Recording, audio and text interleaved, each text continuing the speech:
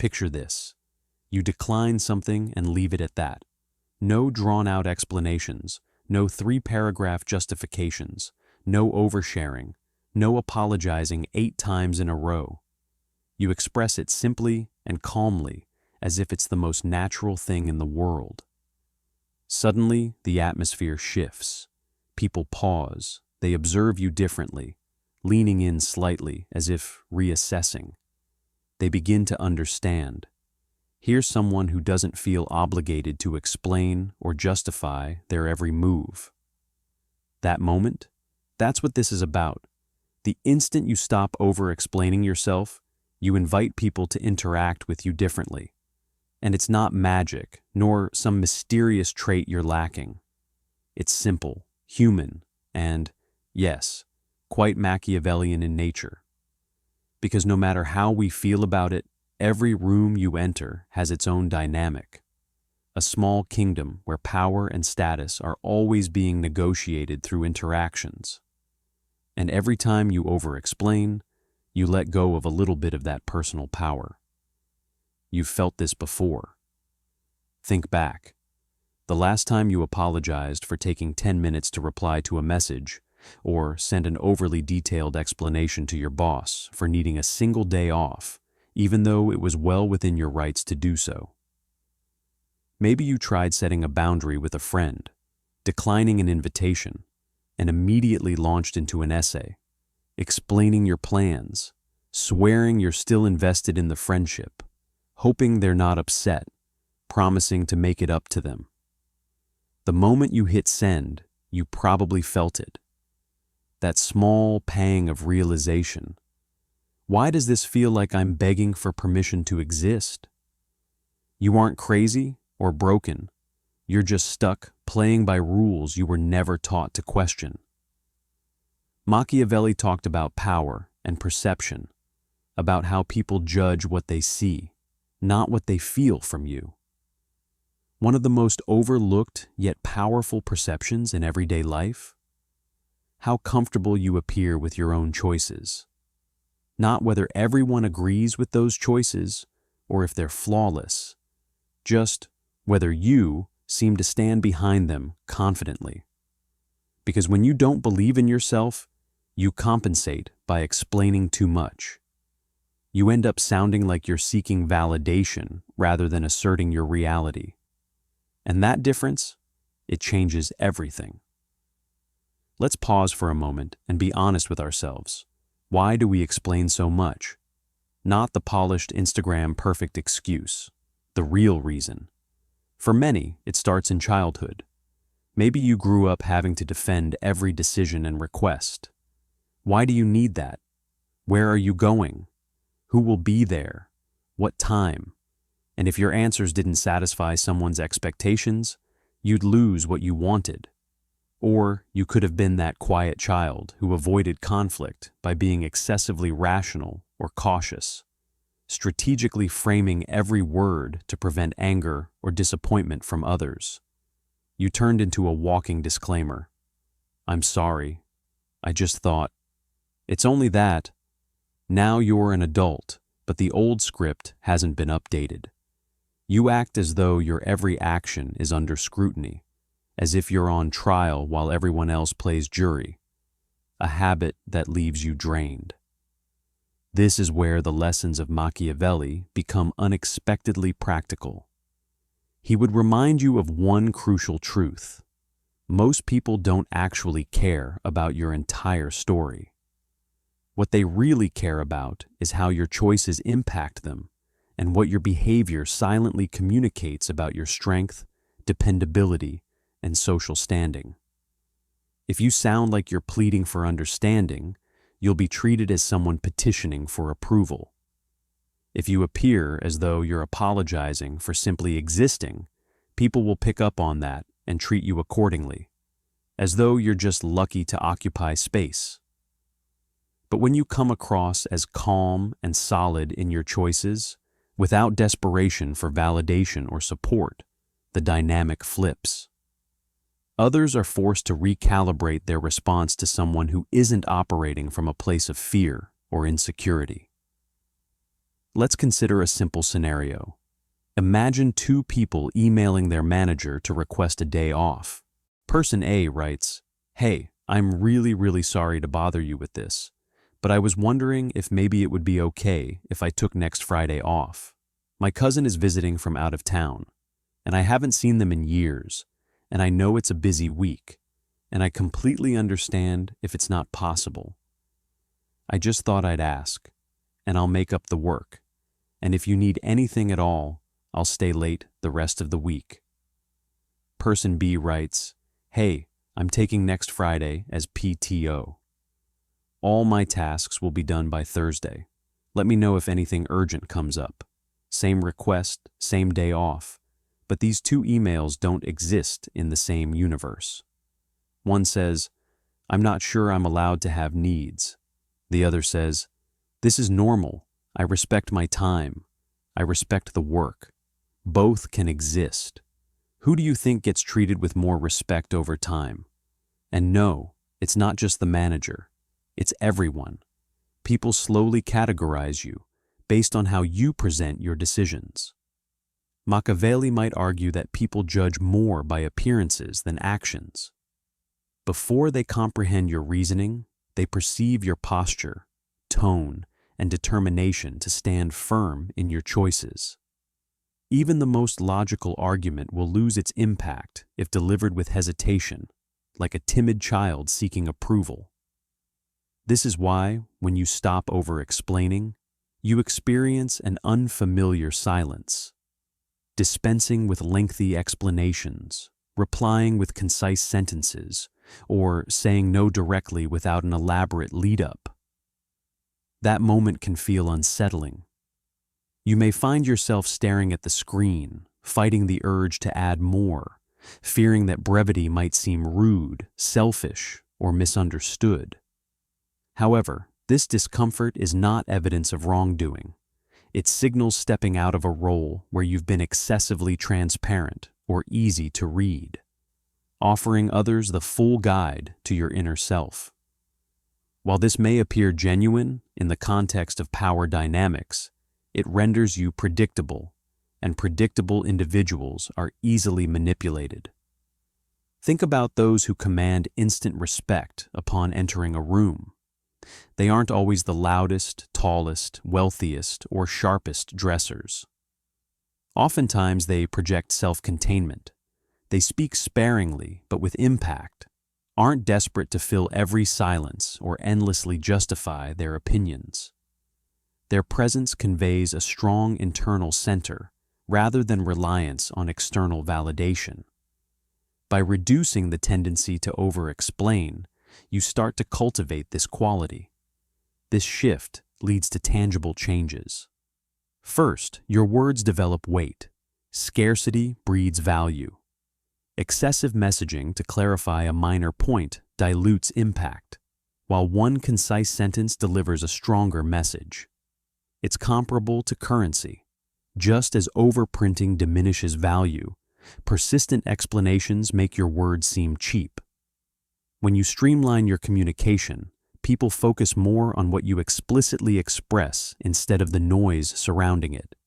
Second, your credibility increases. Though over-explaining may feel like you're making yourself more trustworthy, it often has the opposite effect.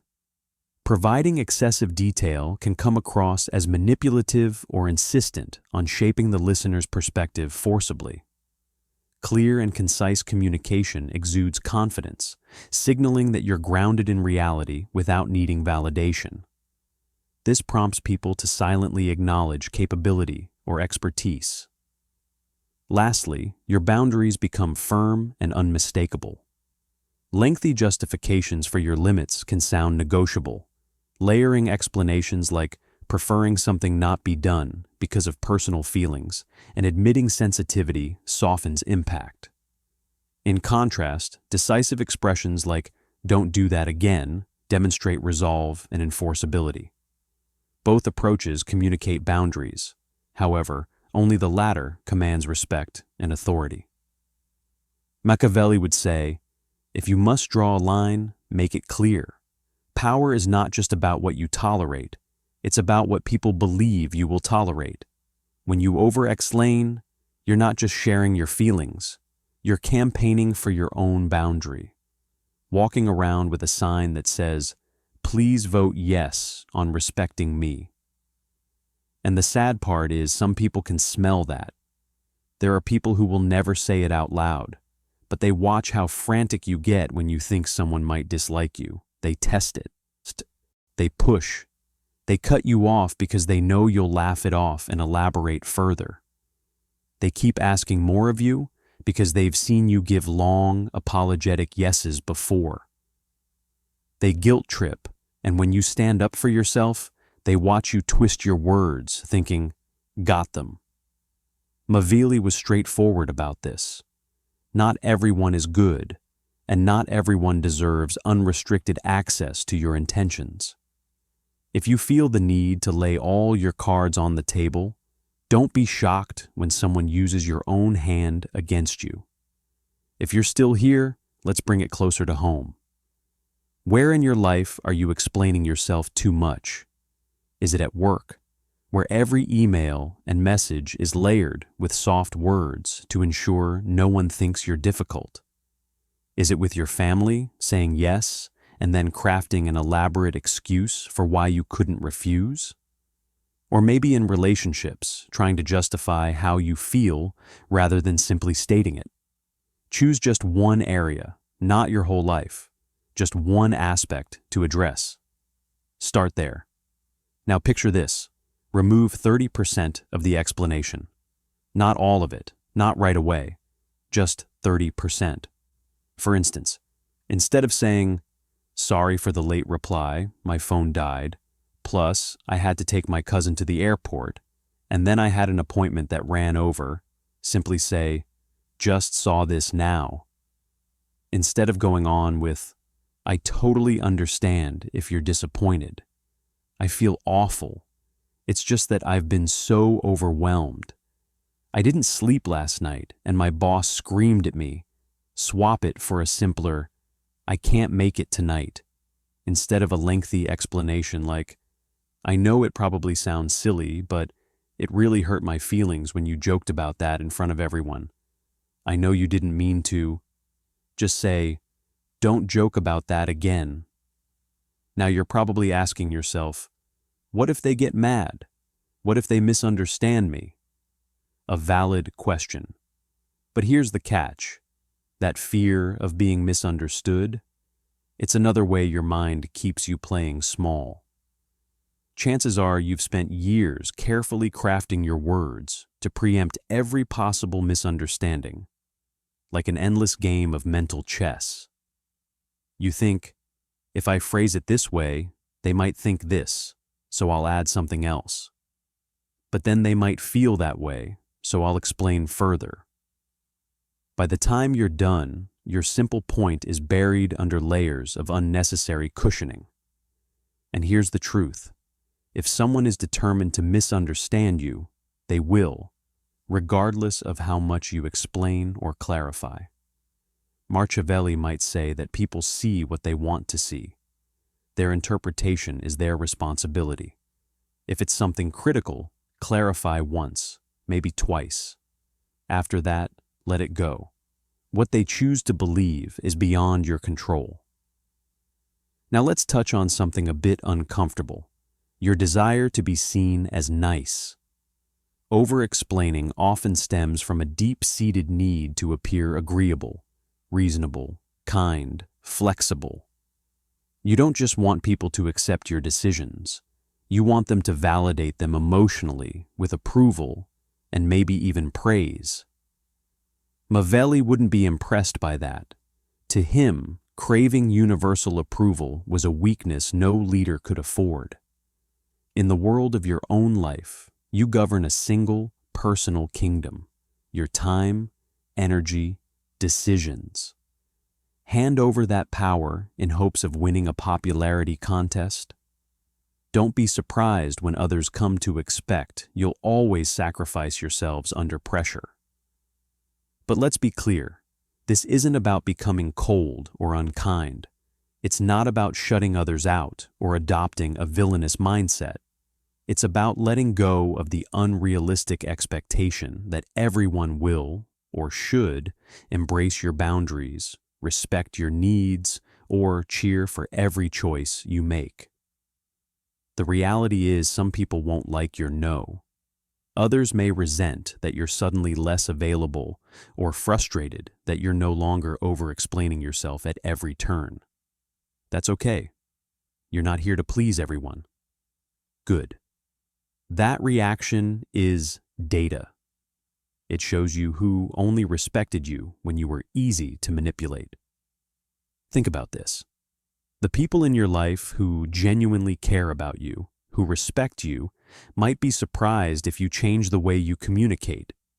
They might ask questions, but they won't punish you for not graveling. They'll adapt. They'll say, "Okay, got it." They might even secretly respect you more. The ones who get angry, who guilt trip harder, who suddenly call you selfish or difficult when you start using fewer words. Those are the ones who are feeding off your constant self-defense. Over time, it begins to sink in. You start to unconsciously believe that you're guilty by default. Yet, every time you choose not to over-explain, you send yourself a different, much-needed message. My decisions are valid. My time is valuable. My no is sufficient. My yes doesn't require a detailed presentation. This practice isn't just about teaching others how to interact with you. It's also about teaching yourself. It's about training yourself to trust that your words, as they are, hold weight. So, the next time you feel tempted to ramble, to stack explanation upon explanation, or to apologize endlessly in a single message, take a moment, pause, and ask yourself, if I trusted myself just a bit more in this moment, what would I say? Say that, and then stop. Let the silence fill the space in a way over-explaining never could. Yes, people will have to adjust to your newfound stance. Not everyone will like it. Some may resist, and others might even drift away altogether. But those who remain will be the ones who respect you on equal footing, not as someone who crouches in perpetual apology, but as someone who stands tall, confident in their place. Before diving into action, consider one more layer worth exploring. Machiavelli often discussed the importance of appearances, but he also emphasized the power of secrecy, not out of malice, but from understanding that transparency can be weaponized. In today's world, we live in the opposite extreme. Our culture encourages endless explanations, every thought shared, every action justified, every life moment captioned and chronicled. Sure, there's nothing inherently wrong with sharing, but when your default is guilt for not explaining yourself, that's when it takes a toll. Skip plans with a friend, and you feel obligated to post a reason for recharging. Ghost a text for a bit too long, and you scramble to provide an update. Change your mind about something, and you feel the need to pen an elaborate essay on your personal growth. But consider this as an alternative. You don't owe anyone a public justification for all your choices. You are allowed to move in silence. Not every event in your life needs an announcement. Not every thought requires a public narrative attached to it. And not every decision has to be digestible for others' consumption. Living quietly isn't emptiness. In fact, in Machiavellian terms, it's power. Silence creates space. It forces people to engage with what you actually do, not simply the story you frame around it. By explaining less, you reclaim mystery, not as some manipulative tactic, but simply as natural boundaries between your inner life and the world's constant demands for visibility. Ironically, this sense of restraint gives more weight to the moments when you do choose to share something meaningful or vulnerable. Those around you come to realize that your words aren't empty. Their rarity gives them substance. Here's a practical challenge to try today. not at some elusive future point when you feel more ready. Identify one instance where you'd typically over-explain. Maybe it's saying no to something, sharing an opinion, or confessing a minor mistake. When you catch yourself reaching for extra words, whether it's typing that follow-up message or softening your tone with emojis or excessive apologies, stop. Say only what is clear and true, then pause. When that wave of discomfort rises, when you notice the urge to fill the silence, resist.